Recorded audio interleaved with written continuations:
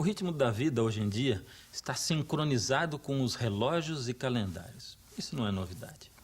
Parece que encontrar maneiras de organizar e controlar o tempo tem sido de suma importância pela história fora. Por exemplo, podemos traçar a história dos calendários voltando milhares de anos através das civilizações antigas, como as do Egito e da China. Olá, eu sou Fernando Iglesias e tenho grande prazer em receber você para o segundo programa da série O Sétimo Dia. Ao passo que calendários de meses e anos tenham seu valor, o período de tempo mais essencial parece ser o da semana. E na tradição judaico-cristã, a semana pode ser vista como um eco dos 7 dias da história da criação. 7 dias terminando com um dia sagrado de descanso. Repare bem o que disse o Papa João Paulo II na sua carta apostólica Dies Domini. O sábado foi interpretado como elemento qualificante naquela espécie de arquitetura sagrada do tempo. Ele nos lembra que a Deus pertencem o universo e a história. A referência de João Paulo à arquitetura sagrada do tempo apoia a asserção bíblica de que o ciclo semanal de 7 dias foi designado pelo nosso Criador. Por isso a semana se diferencia de outras unidades de tempo. Consideremos a estrutura do tempo. Cada um de nós administra o tempo independentemente. Todos temos um passado. Vivemos num presente imediato e progressivo que nos parece passar rápida ou lentamente, dependendo da nossa idade e de outros fatores subjetivos. Mas o futuro é um mistério. Para você e para mim, o tempo é diferente. Para poder coordenar as nossas atividades, precisamos de pontos de referência externos.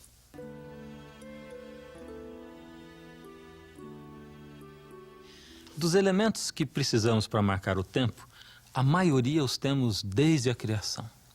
A história bíblica define o dia como um período de trevas e luz, tarde e manhã.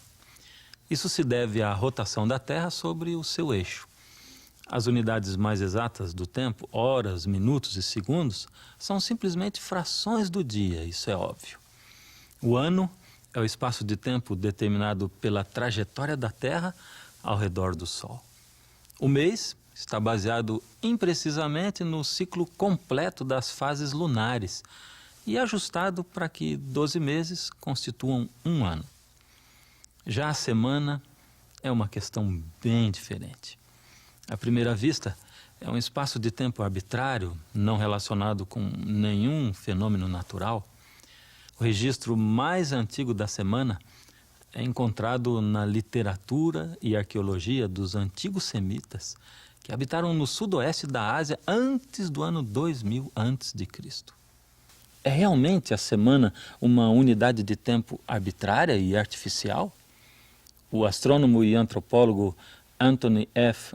Avini oferece outra alternativa. No seu livro Os Impérios do Tempo, ele informa que alguns cronobiologistas estão convencidos de que o ciclo de 7 dias está implantado na nossa própria natureza.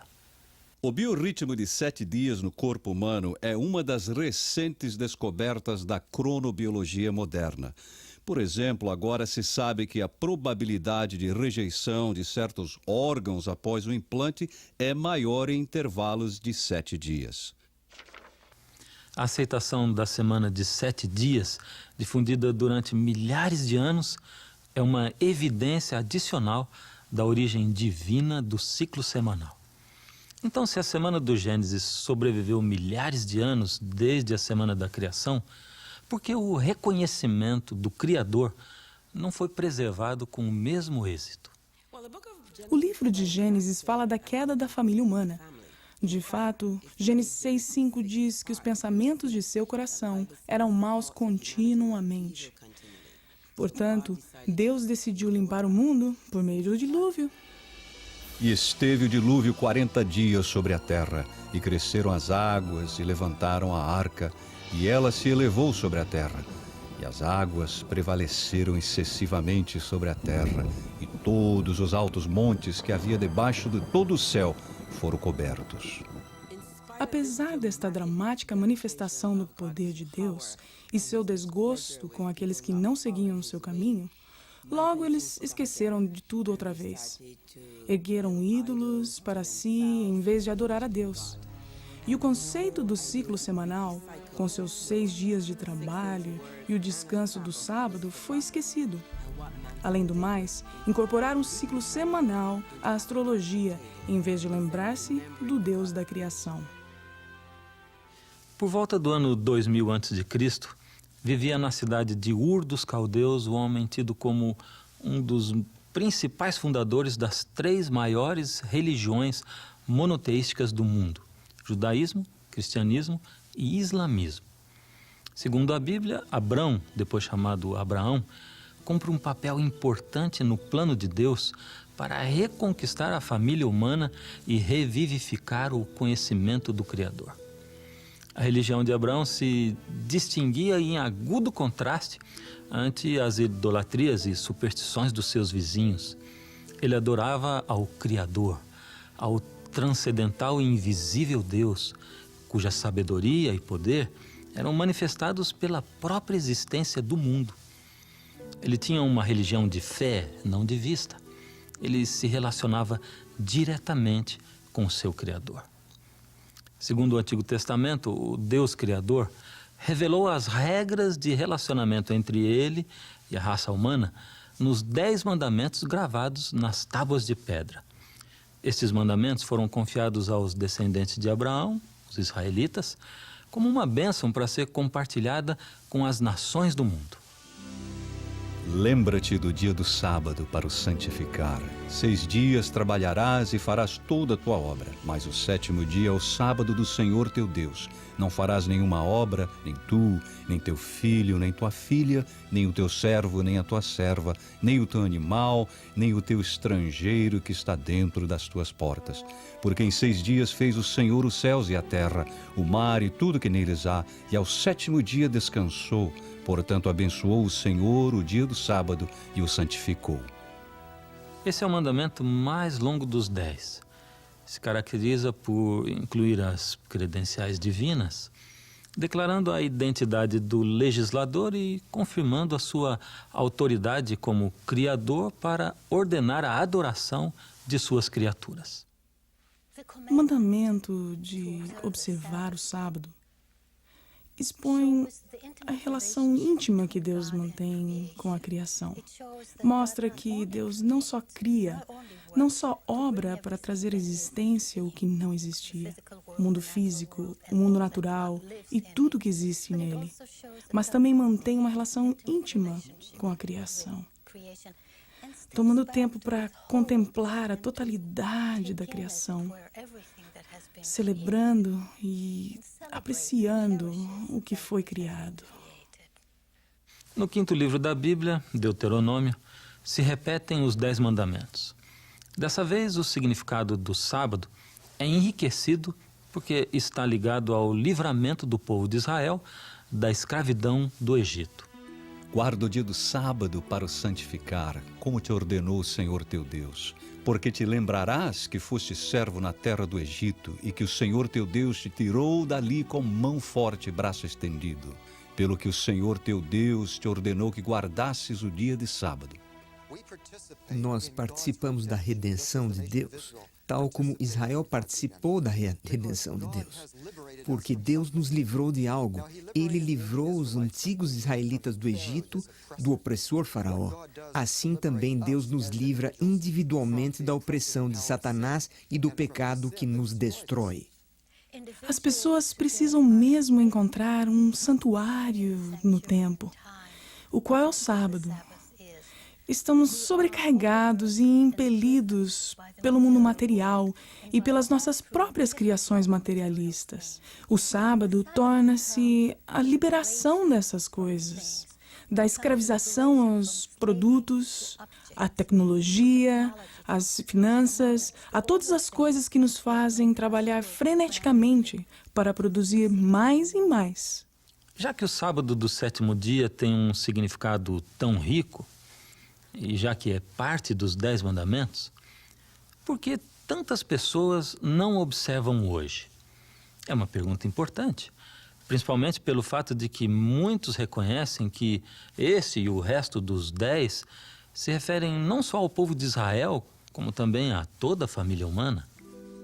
Como é lei da natureza que, em geral, uma devida proporção do tempo seja destinada ao culto de Deus, assim também, em sua palavra, por um preceito positivo, moral e perpétuo, preceito que obriga a todos os homens em todos os séculos, Deus designou particularmente um dia entre os 7 para ser um sábado, descanso santificado por Ele.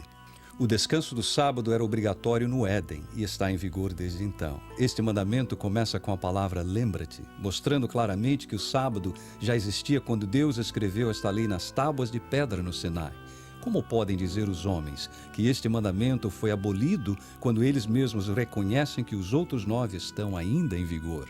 O sábado foi feito para o homem, não para os hebreus, mas para todos os homens. O mandamento do sábado nos revela o quadro de um Deus que deseja estar no coração e na vida dos seus filhos humanos. O grande rei Davi, dos israelitas, assim o entendeu e deu instruções ao seu povo para espalhar o conhecimento desse Deus, Criador, ao resto do mundo. Contai entre as nações a sua glória, entre todos os povos as suas maravilhas, porque todos os deuses das nações são vaidades, porém o Senhor fez os céus. Dai ao Senhor a glória do seu nome e diga-se entre as nações, o Senhor reina. A Bíblia deixa bem claro que o desejo do Criador foi sempre atrair a família humana à verdadeira religião, à verdadeira adoração, a fim de que todos pudessem participar das boas coisas que projetou fazer por Israel. E aos filhos dos estrangeiros que se chegarem ao Senhor para o servirem e para amarem o nome do Senhor, sendo deste modo servos seus, todos os que guardarem o sábado, não o profanando, e os que abraçarem o meu concerto, também os levarei ao meu santo monte, os festejarei na minha casa de oração. Os seus holocaustos e os seus sacrifícios serão aceitos no meu altar, porque minha casa será chamada casa de oração para todos os povos. Não é difícil entender que esse dia santo tem poder para restaurar e solidificar o relacionamento entre o Deus Criador e os seus filhos humanos. Mediante a devoção do sábado, do culto e louvor em apreciação pelo seu poder de criar, esses filhos ficariam ligados ao seu Criador pelo amor e gratidão. Se eles continuassem observando sinceramente o sábado do Senhor, jamais o esqueceriam. E também lhes dei os meus sábados para que servissem de sinal entre mim e eles, para que soubessem que eu sou o Senhor que os santifico. Para os que guardaram o sábado de Deus, esse dia se tornou muito significativo. Esse dia de repouso e adoração concedia a oportunidade de se conhecer mais ao seu Criador, o qual havia prometido fazer deles seu povo santo. Mas a história fala de muitos israelitas que não aproveitaram essa oportunidade. Há evidência disso nos profetas. Isaías diz que o sábado foi descuidado e pouco observado. Neemias também fala disto, portanto o povo tinha problemas com isto. A razão seria simplesmente que o povo havia perdido de vista o senhorio de Deus. Mas a casa de Israel se rebelou contra mim no deserto, não andando nos meus estatutos, e rejeitando os meus juízos e profanando os meus sábados. Assim, o sábado, que simbolizava a relação especial de Israel com Deus e que era o coração de um sistema de culto em torno do Criador, foi comumente profanado. Consequentemente, Jeremias anunciou o resultado da apostasia de Israel.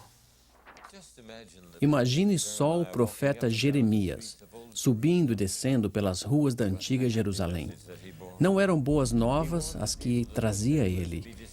Disse ao povo que a cidade e o templo deles seriam destruídos e eles seriam levados à Babilônia, para servirem ao rei da Babilônia por 70 anos.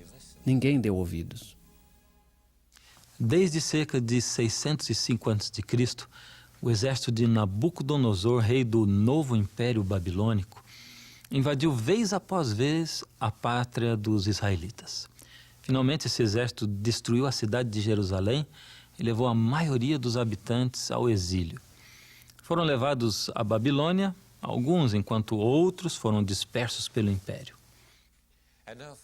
Então, longe da sua pátria, longe de tudo que era amado, muitos judeus perceberam que tinham cometido um grande erro e compreenderam que deviam voltar ao Deus dos seus pais e ao culto dos seus antepassados. Alguns desses judeus, homens muito inteligentes, ocuparam elevadas posições públicas nas terras estrangeiras. Por exemplo, Daniel tornou-se primeiro-ministro do reino da Babilônia. E quando o Império Medo-Persa veio a dominar, ele chegou a ocupar a principal presidência da terra. Foi Daniel quem fez que Dario, o Medo-Persa, reconhecesse ao Deus dos céus. Da minha parte é feito um decreto pelo qual em todo o domínio do meu reino os homens tremam e temam perante o Deus de Daniel, porque ele é o Deus vivo e para sempre permanente, e o seu reino não se pode destruir, o seu domínio é até ao fim. Há evidências de que a religião dos judeus exilados chegou a ser tão bem conhecida que influenciou até mesmo os movimentos filosóficos e religiosos do século seguinte. Buda, Zoroastro, Confúcio e Pitágoras, todos eles aparentam ter adotado elementos da religião judaica. Por exemplo, embora o budismo não tenha dias sagrados hoje, há evidência de que o sábado, ou o Posata, era parte dessa religião no princípio.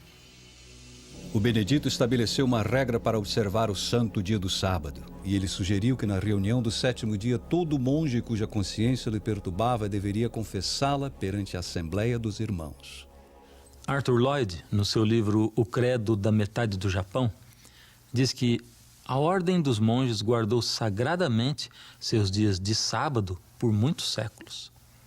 Até o próprio Confúcio pode ter se referido ao sábado do 7º dia na seguinte passagem em uma de suas obras. Neste dia culminante, os antigos reis fechavam os portões, os comerciantes não viajavam e os príncipes não inspecionavam seus domínios. Com o tempo, a noção de uma observância semanal do sábado penetrou em muitas culturas. Na língua hebraica, o nome de cada dia está relacionado com o sábado. O primeiro dia da semana chama-se Ehad Be-Shabbat, ou um que acompanha ou vai adiante do sábado. Assim, cada dia que se segue contempla o sábado até o 6º dia. E este é chamado de véspera do Santo Sábado.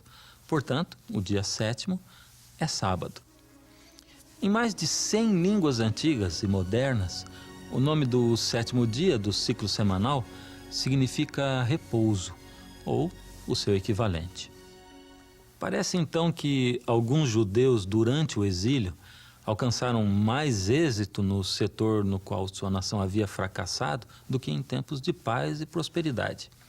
Eles espalharam o conhecimento de Deus e de sua lei entre outras nações. Contudo, o que aconteceria quando esses cativos voltassem à sua terra natal? Conservariam o culto ao Deus verdadeiro ou voltariam às práticas das gerações passadas? A resposta está no relato de Neemias. Neemias não regressou a Jerusalém quando os outros voltaram, mas quando alguém foi contar a ele o estado das coisas, a notícia entristeceu tanto a Neemias que ele diz que se sentou e chorou bastante. No final, ele decidiu que deveria, se possível, ir ele mesmo a Jerusalém para ver como poderia ajudar. Neemias era um líder enérgico e capaz. Dirigiu com êxito a reconstrução da cidade de Jerusalém e não se acomodou com isso. Como reformador cuidadoso, sentia o peso de restaurar a vida espiritual do seu povo. Sabendo que a quebra do sábado era uma das razões dos anos de cativeiro, dedicou-se a preservar particularmente a santidade desse dia. Ele soube que o povo estava comprando e vendendo no dia de repouso. Então ele disse: não deveremos fazer isso. Essa é a razão por que fomos levados ao cativeiro. Ao continuarem vindo os comerciantes, ele mandou que ficassem fechados os portões no sábado. Quando ainda continuaram vindo e montando o acampamento fora dos portões da cidade, eles o ameaçou de prendê-los. Um sacerdote chamado Esdras ajudou a Neemias nesta obra. Ele influenciou muito na vida espiritual dos judeus de então. Esdras ensinou ao povo as leis de Deus e conduziu um reavivamento e reforma espirituais baseados na escritura inspirada. O povo se uniu mediante um juramento solene de obedecer os mandamentos de Deus dados por meio de Moisés. Eles prometeram não profanar o sábado, fazendo comércio nesse dia. Eles começaram a observar o santo sábado tão consistente e cuidadosamente que guardar o sábado se tornou uma característica distintiva da nação. Durante o período entre o fim do Antigo Testamento e o começo da história de Jesus no Novo Testamento, houve transtornos quase contínuos no Oriente Médio. O exército de Alexandre Magno invadiu o Império da Pérsia. Dentro de pouco tempo, o próprio Alexandre morreu e o seu império dividiu-se em facções rivais. A Palestina, juntamente com a Síria, ficou sob o governo da dinastia Seleucida. O rei Antíoco IV é notável pela sua oposição à religião dos judeus. Seus soldados tomaram o Templo de Jerusalém e instauraram nos seus átrios um sistema de culto pagão. Joséfo, o famoso historiador dos judeus, diz que Antíoco quis aniquilar toda a evidência visível da identidade espiritual dos judeus. Então ele mandou emissários a Jerusalém dizendo: eles devem derrubar o altar de Jeová, devem abandonar o culto do sábado. Então os judeus se reuniram e fugiram ao deserto, onde acharam uma caverna que podia acolher a todos eles, sendo estes umas 1000 pessoas. Quando os oficiais do rei ouviram que algumas pessoas tinham quebrado as ordens do rei e fugido para lugares ocultos no deserto, eles os perseguiram em grande número. Tendo-lhes alcançado, acamparam contra eles e os atacaram no dia de repouso. Disseram-lhes: saiam daí e viverão. Mas eles responderam: não sairemos nem obedeceremos à ordem do rei para profanar o sábado. Imediatamente os que comandavam as tropas do rei os sufocaram nas cavernas, porque a reverência que dedicavam a esse dia era tão grande que o temor de violá-lo, mesmo em tal extremo, fez com que eles nada fizessem. Cerca de 1000 foram sufocados, contando as suas mulheres e filhos. O martírio desses judeus patriotas nos dias de Antíoco IV é um testemunho notável do poder de suas crenças. Seu Deus e o santo sábado dele tiveram maior importância para eles que a própria vida. O sacrifício deles foi uma vitória da fé. O Antigo Testamento, apoiado pelas evidências da história, linguagem e cultura, estabelece o sábado como um memorial sagrado da obra criativa e redentora de Deus. Declara que o sábado é sinal de uma relação íntima entre o Criador e aqueles que o adoram. Um dia de descanso e culto, capaz de unir os corações dos seres humanos com o do seu Criador. Hoje, para muitos judeus e cristãos, o sábado é ainda o ponto central da vida espiritual e adoração. Até hoje em dia, o sábado permanece como um elemento determinante na arquitetura sagrada do templo. Uma vez que os primeiros cristãos herdaram o sábado, os ensinos de Jesus Cristo e de seus discípulos enfatizaram e enriqueceram o seu sentido, magnificando a sua importância. Contaremos esta história quando voltarmos com o 3º programa da série O Sétimo Dia, Revelações das Páginas Perdidas da História.